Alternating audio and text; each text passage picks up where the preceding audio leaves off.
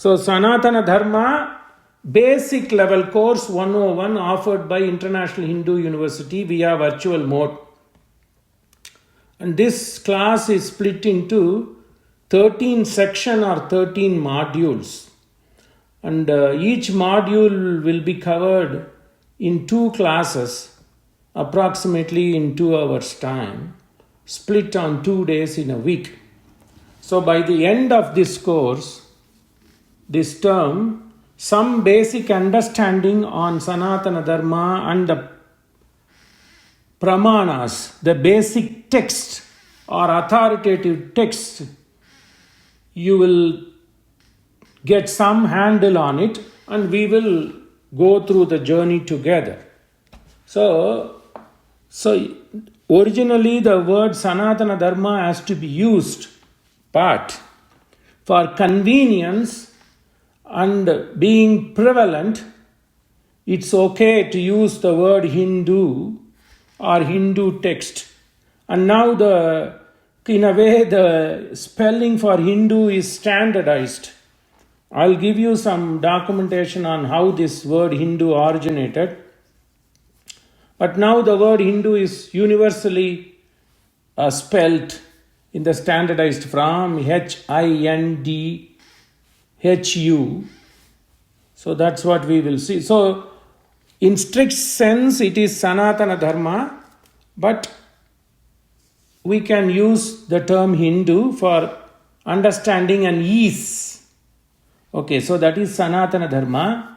The class is about Sanatana Dharma. What is Sanatana Dharma? So it is made of 2 words, Sanatana plus Dharma. So Dharma means Dharayati iti Dharma. The one that protects us, or the one that takes care of us. That's a loose word. But Dharayati iti Dharma. That means Dharti. What is Dharti? Ma Dharti, mother. Because the earth holds us. So the thing, first let's take it as an abstract. The abstract that holds us, Dharayati, then the abstract gets translated into action. So the abstract form of something that holds us, which we see on a daily basis through action, is known as Dharma. And in Sanskrit it is beauty. Each word has a root or dhatu. So that's the beauty of each word. 95% of the words, whether it is a noun or pronoun, whatever it is, it gets its name and the meaning through a root or a verb. So in Sanskrit, the verb is called kriya and the noun is called sanya. So noun, so Ramaha. What is the main? Okay, Craig. What is the meaning for Craig? I don't know Latin. So probably it has some deep roots in Latin. I don't know. Or any Anglo-Saxon language. I don't know. But in Sanskrit, that's a uniqueness of Indian languages. Sanskrit has that root. So Ramayati iti Rama, the one who makes others happy. Ramaha means the one who makes others happy. And Atma Ramaha, by making others happy, he rejoices. So Ramayati iti Ramaha. Seshadri, Sesha Adri. Adri mane hill, Sesha mane snake. Because the hill has a shape of snake, it's known as Seshadri. So that is the beauty of Sanskrit. Every word has its root. It's derived from a root, predominantly verb, and verb is known as kriya. So don't worry, I'm not going to go into Paniniyam or other thing. Just to give you an example, so Dharma derives from Dharayati iti Dharma. And Sanatana, there is no start, Adi, na Ant. It doesn't have, we don't know when it began, We don't know when it is going to end. So it is eternal. In a way, this way of living has been lived by many people beyond certain timeline. It's not that 2000 years or 1400 years. Eternal. One understanding was when the way by which these ancient people, when they were following, it is understood. Again, it is faith. You don't question faith, whether it is a Bharatiya Dharma or whether it is a Paschima or Western religion. It is all built on faith. So, and the text which you believe based on faith is known as gospel. What is a gospel? Because I believe in this faith and this faith is dictated in this text, so I do not question. So that is the basic understanding. Of course, you have to question to gain more knowledge to develop, but there should be some baseline. So that means you should have faith. Because I am having faith in this particular way of living, quote unquote Sanatana Dharma, I take it that this way of living has been practiced for many, many thousands of years. Yuga. Right. So Kali Yuga has 4,32,000 years. Double that is Dwapar. Double that is Treta, double that is Krita Yuga or Satya Yuga. So likewise, so Chatur Yuga. So then it comes one Kalpa and all that thing. Let's not go into those. So because of that faith I have in this particular way of living, whether it is because you are born into that faith or you got interested into this or you have learned or by certain other external influences, you have some faith in this way of understanding, you take that this way of living has been practiced for many, many years, and the future generations also will practice this way of life. So there is no beginning and no end. You can't see the end. But since you have come into this and you have faith, you take it that it has no beginning. That means it started many, many, many, many years or yuga before. So Sanatana plus Dharma. And when this was practiced, the people in this faith believed that was the only thing that is existing. So they did not give any particular distinctive name to this. Okay, so they did not give any particular distinct name as X religion or Y religion, because the understanding was the way the people lived was based on this structure. So there is no need to distinctively distinguish this from others, because there was none other existing. So that is known as Sanatana Dharma. So since there was no need to give a name, because none was there, we only had one way of living. But later on, when many religions came, there was a need to give a distinct name to this way of living.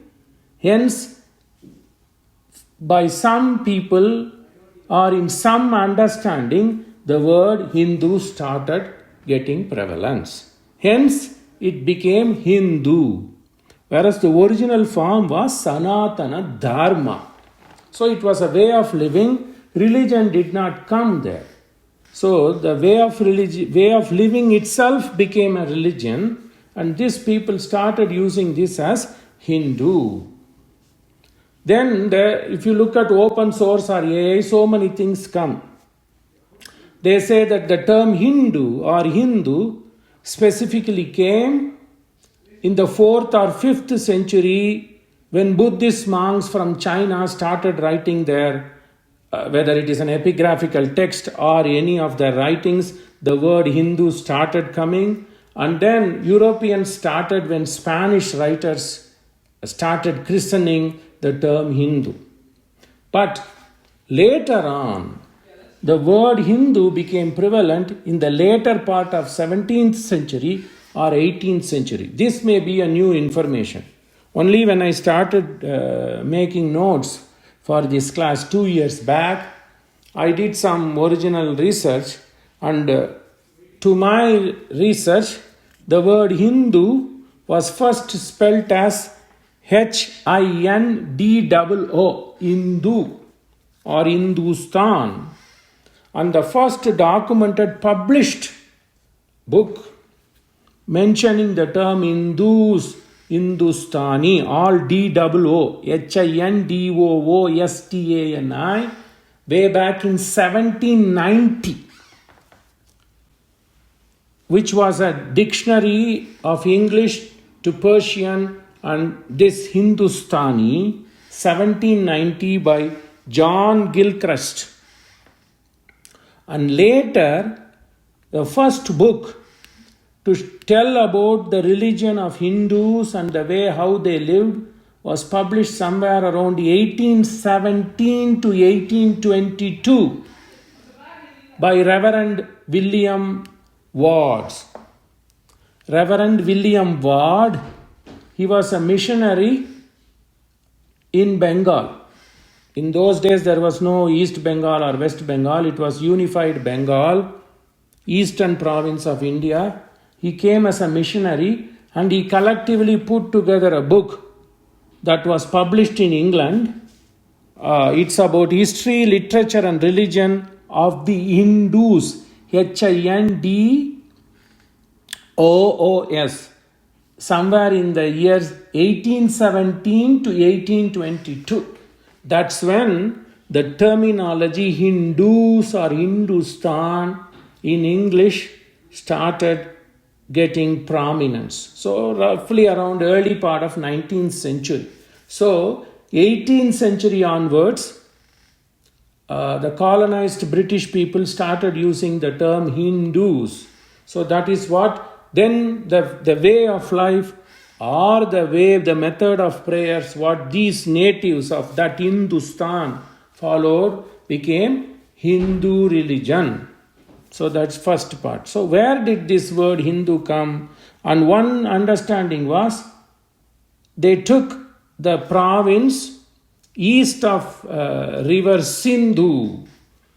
That Sindhu is now Indus because the Greeks and others who came could not pronounce Sindhu and they made it as Hindu and Indus, which is the prevalent river in Pakistan, Punjab, now Pakistan. So Sindhu became Indus, Indus became Hindu, Hindu became India. Okay, but Constitution recognized India, the Bharat. So now we will see why the word Bharat came. It's from Bharata Muni, referred to in Bhagavatam. Okay, so Hindu that derived from the river Sindhu. And where does this Sindhu come? That's the important thing you need to understand. So this river Sindhu is mentioned in Rig Veda. That's very important. So Sindhu became Hindu, then it became India. Sindhu, Hindu, Hindu, India. But the original base for this river Sindhu comes in Rig Veda. So that was the part which we call Indus Valley civilization, the earliest form of civilization. So that sprang around this river called Sindhu. So this is mentioned in the first mandala of Rig Veda. So the first mandala of Rig Veda talks one section. The Rig Veda will see that Rig Veda is divided into 10 mandalas or 8 ashtakas. In the first mandala itself, the religious text tells about the way of living of the people, and people mostly lived around the river basins. Because earlier life revolved around cattle, goat, sheep, farming, and lifestyle surrounding these predominant way of life. So they need to have river basins and river valleys. So that Sindhu comes in Rig Veda. First mandala, 126th Sukta. Sukta is like a poem. The poems are made into couplets. couplets make poems, multiple poems make poems or suktas, multiple suktas make one canto. That is, canto is equal to mandala. In the first mandala, 126th sukta or 126th poem, it talks about the way of life. It eulogizes the local chieftain. There was a king called Bhavya. The king was known as Bhavya and he had a prince, Swanayana or Swanaya. So there was a king Bhavya, his son was Swanaya. So the particular poet or rishi started eulogizing that particular king who ruled that region, which is Sapta Sindhu, Punjab, modern day Punjab, and that is known as Bhavya Swanaya. Because he was the progeny of Bhavya, the Vedic text interchangingly uses Swanaya or Bhavya. So leave it like that. The name, the king was Swanaya Bhavya, and the poet who received lot of support from that king was known as Kakshivan. So the rishi is also the poet. So the rishi eulogizes his king by saying, "Hey king, the ruler, dominant king, the ruler of this Sindhu." So there is a reference to this word Sindhu in the first canto, 126th sukta, first couplet. The couplet is Sanskrit, it is called Rig or rich mane to praise, to eulogize. So in the first couplet or the first Rig of the 126th poem, 126th sukta, the rishi Kakshivan eulogizes his king who was ruling the land surrounding the Sindhu. So there is an authenticated, authoritative reference to tell that the word Sindhu was there. So because the Rig Veda is in a poetic mellifluous flow, so it has certain meter.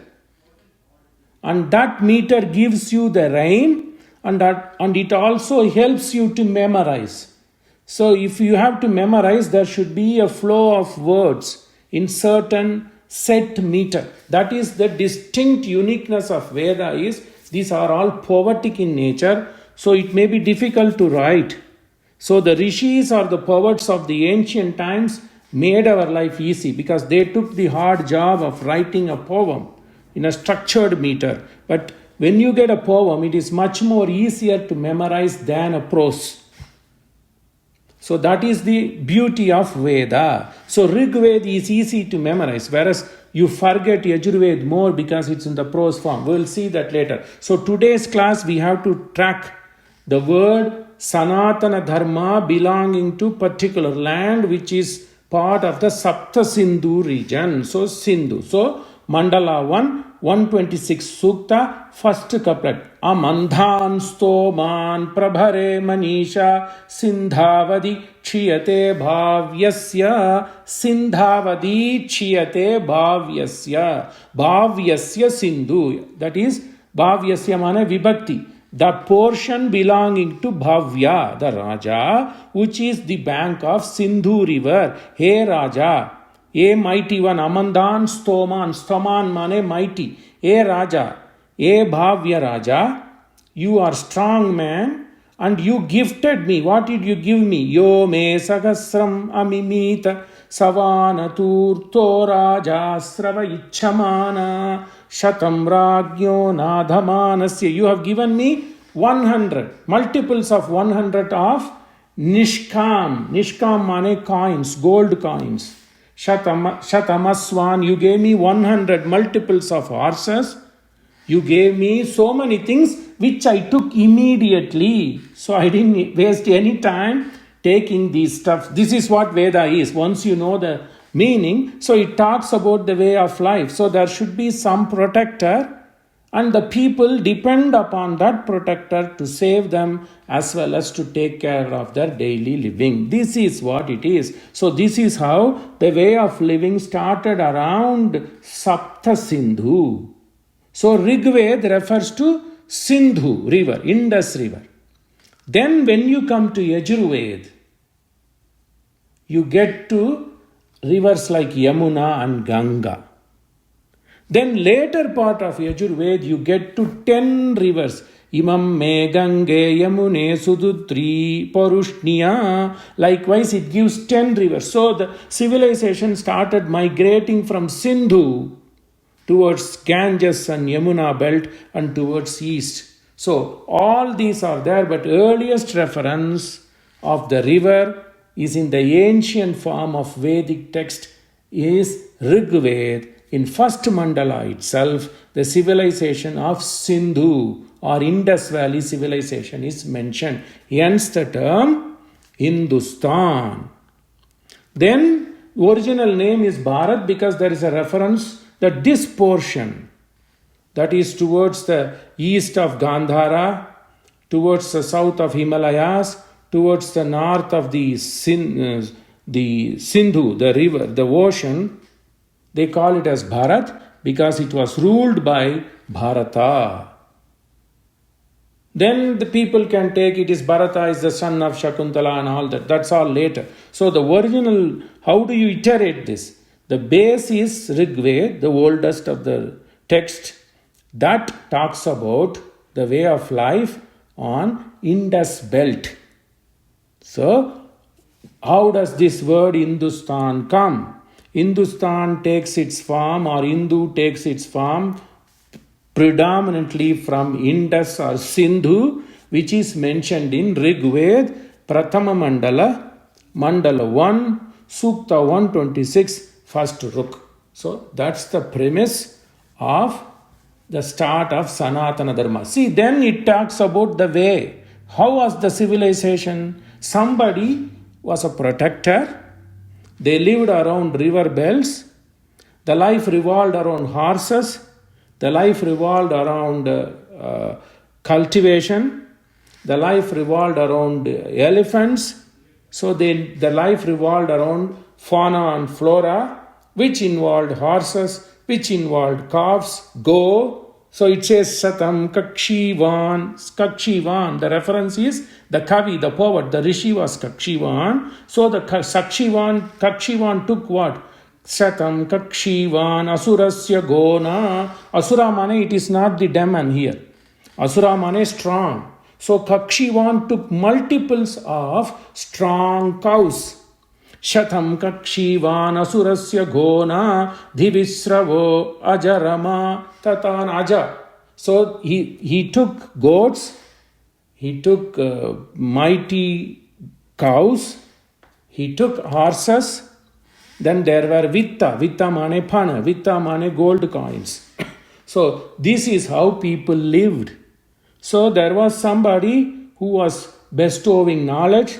There was somebody who was protecting. There were people who were aiding these two sect of people, their daily life. So you had merchants, and then you had farm people. You had people who take care of these cows and goats and horses. So this is how the civilization evolved. So there is a way of life.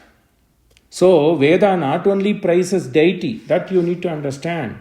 Veda talks about way of life. Hence it is Dharma.